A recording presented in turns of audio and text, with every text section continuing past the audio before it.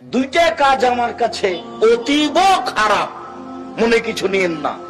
আপনার চরিত্রের দুইটা কাজ আমার কাছে অতীব খারাপ, মানে খারাপের শেষ নাই। আপনাকে আমি সহ্য করতে পারি না।